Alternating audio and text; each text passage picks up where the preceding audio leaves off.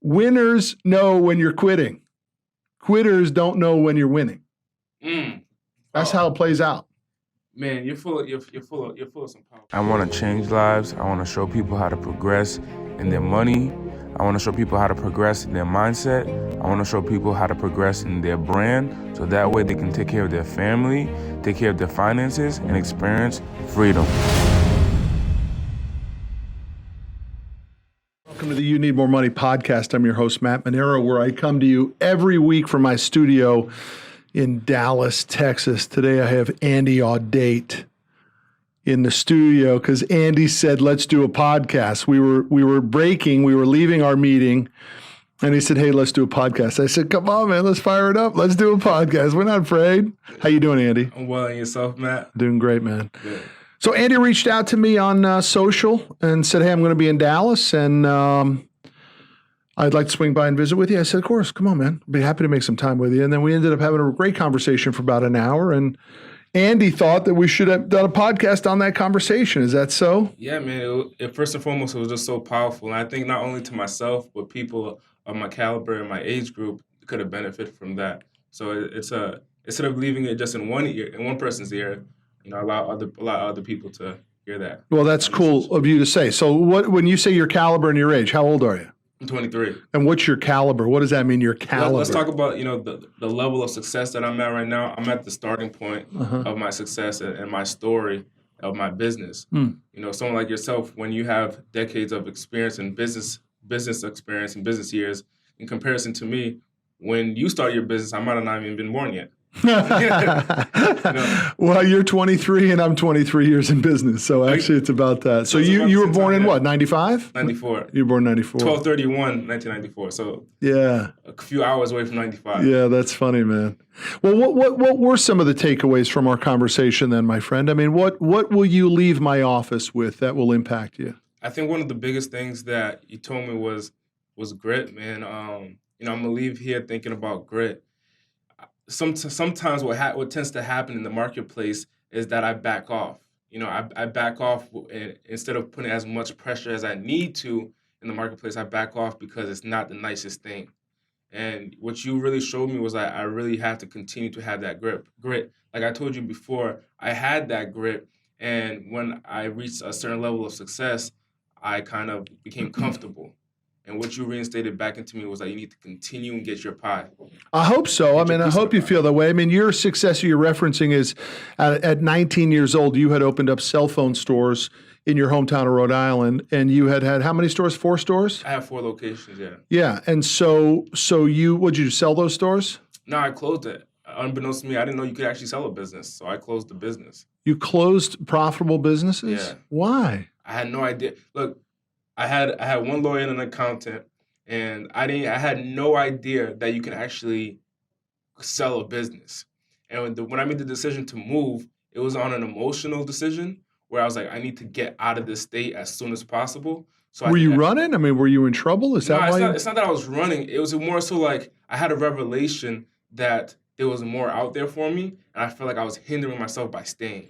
And that revelation was get to the West Coast. Yeah, like I gotta go to the West Coast, and because on the East Coast where I was raised, the West Coast was like the ideal place to live. Sure, yeah, of course, yeah. Because I know where you grew up in Rhode Island, and everybody's like, "Get me to Florida or get me to California," right? It's always sunny there. Like so I said to myself, I need to get over there. I have money. Go. Yeah. Go. What's stopping you? Yeah. You need to leave, and it took me 86 days to close down the business, help the employees transfer to different companies, and to finish off my leases with my But locations. you went to California, what, 40 grand? How much you have? Yeah, I had 40, 50 grand, including credit and cash in the bank. Yeah, and how long did it take you to go broke? A year and some change. What were you doing? Just going to the beach, man, goofing around? Dude, riding the Strand and shit? Man, I was, first and foremost, I did something not smart. I got an apartment in downtown LA. Right. So you're saying you're overspent on? I overspent on rent. I overspent $2,500 for an apartment. Where in Rhode Island, you get a whole nice apartment for $750. Yeah. So my portion of the rent, I was paying like $1,250 in rent, and in addition to that, I was just having fun, man. I was just having a blast. And did you have any buddies over there? Did you know anybody? I moved with a friend from. Oh, you Rhode did. Island. You yeah, did. we both moved together, and he was out there starting to work, but I didn't. because I relied on my laurels, number one, and number two, I relied on my potential to get me success. And shortly after, within that year, I realized that my potential is not going to get me successful. And then you jumped on the speaking motivation train. Is that true? Or that's why you moved out there, because you wanted to do what you're doing now all along? I moved to LA because I thought this was an avenue for me to get rich. Yeah. For me to be able to get rich and actually take care of my family and take care of my responsibilities. Yeah, because you got a mom who has an ailment with her wrist. She's a dental hygienist, and now she's actually, after all the years of being there, she got problems. Yeah, she would wear this cast on her wrist. And but when I moved over there, I thought that that's what was going to happen. I would get rich. I was like hopping on anything that was hot. I was like, okay, real estate, I'll do real estate. There's a lot of rich people. So I did real estate for like a month. And I realized you don't get rich right then and there. So I said, okay, I need to, do something else. And I was just searching all these different avenues, online marketing, affiliate marketing, and so on and so forth. But I had a revelation when I was running on Figueroa Street, which is the street of the Staples Center. And I lived right like less than a mile from the Staples Center. And I'm running on Figueroa Street, and it takes me about 22 minutes to 24 minutes to run a mile, listening to rap music. 24-minute miles running? To run a mile. Shit, man, I can walk a 22-minute mile. Well, look, what the hell? I was really big, and I was trying to lose some weight, and that's how I started. I started with running. And then within a few weeks, I switched from rap music to Les Brown and motivational stuff, motivational content from YouTube. And with a few weeks of training, maybe 3 to 4 weeks of training, I went down to as fast as 8 minutes and some change for a mile. And I thought there was a major shift in my brain by listening to this motivational speaker. And I remember the spot that I was in front of the complex on Figueroa Street. And I said, I want to work with this guy, Les Brown. I want to work with Les Brown. And shortly after, I saw an ad on Facebook to join his institute. I made the investment, and I joined the institute. That time, I didn't have a lot of money. I joined the institute, and that's where this motivational speaking and event producing kind of started off for me. Well, how's it working out for you? It's working right now. It's working pretty well. I'm making a lot of connections. I get to travel and meet people like yourself. Dude, I mean, I came all the way to Texas, and the first person when I knew I was coming to Texas was I got to hit up Matt Monero. Dude, I appreciate that, and I really enjoyed it. I mean, in all frankness, it's something that does happen when you have microphones and cameras on. Our conversation right now is not the same conversation that it was in the office, right? Right. It would have been better if we had just hit record in the office and let it go the way it was. Something has changed when the cameras go on. And I don't know what it is. I don't know whether it's coming from your side or my side, but there was an exchange in my office that I thought was very real and humble from both of us, and now it's almost like you and I are both sort of telling our stories and what we've done. You know what I mean? It's like we've already spoken. I've noticed that with like Gary Vee, he just has a mic on him and he just does his thing. Yeah. And if I could leave you with any value, I would suggest doing that, where you just have that camera in your office and you just do your thing. Yeah. Because the type of content you gave me, man, it's like now I have to remember it and try to remember and try to pull back from it whenever I start losing that grit. Yeah. Versus let me play the video when I was at Matt Monero's office. Well, you got to remember that nothing worth having is easy, man. Period. The downside is there are rules to the game. Yeah. And so a lot of people make the wrong choice. They go in the wrong platform, vehicle, as you called it, I call it platform, business, whatever, career, and there's no money in it. And that's the problem, man. So they're gritty, they're tough, they grind, they do all that sort of stuff. But at the end of the day, they're in a shitty business. So how about doing something that you love, though? They talk about doing something that you love and money will follow. Yeah, I don't buy into that bullshit. I mean, I just don't. I just think how do you know? I mean, let me tell you something. You love whatever it is a lot more when you're making money. I bet. And you might love something and you hate it when you ain't making money. I mean, just think about it. There's ghostwriters, or there's printers, or there's freaking piano players who can't get booked. There's speakers that you work with who love to speak, but they can't speak because they can't make any money out of it. Yeah. So it just doesn't fly for me. And the most successful people I know are not operating off of love and passion. They're operating off of dollars and cents. Does it make sense for me to trade my time for that opportunity? That's how it plays out in the players. In the real world, that's how it plays out. How much am I going to get paid and how much time is it going to take me? That's the evolution of the successful mindset. Has there been a time in your life where, the story that I was telling you about me kind of losing my grit and my ambition, has there been a time that you had to go through something like that and then you had to get it back?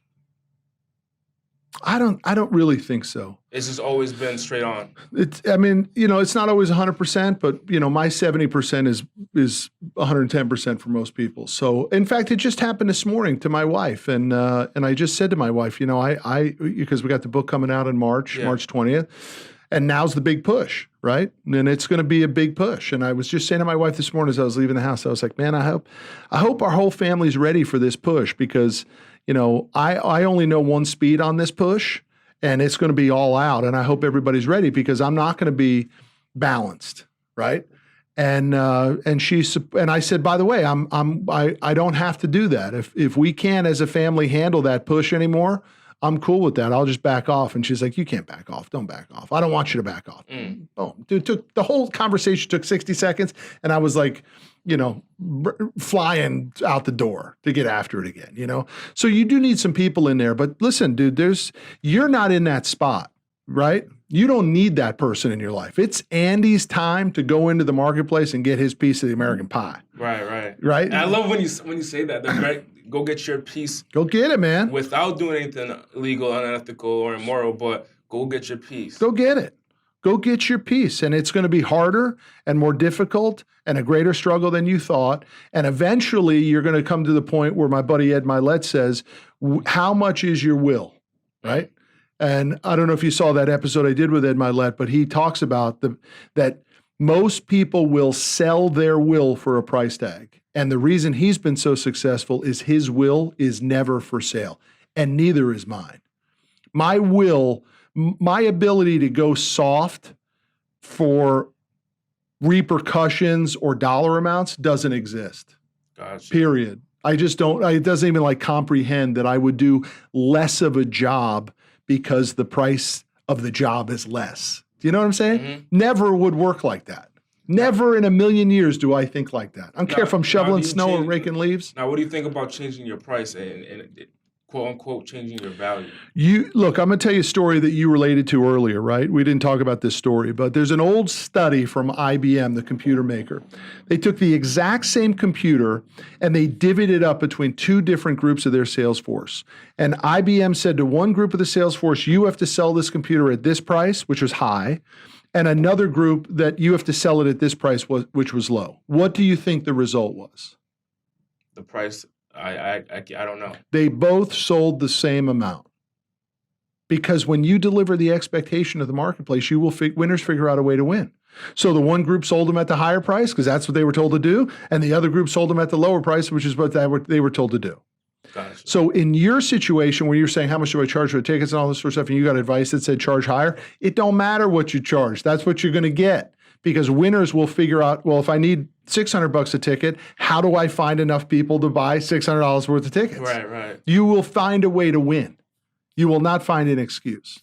And so to me, that's grit. That's anything legal. That's how it plays out. You just find a way to cross the goal line, period. Most people won't do it, dude. They'll stop on the 95-yard line. They won't fucking do it. And for me, I know how to cross the goal line 100% of the time.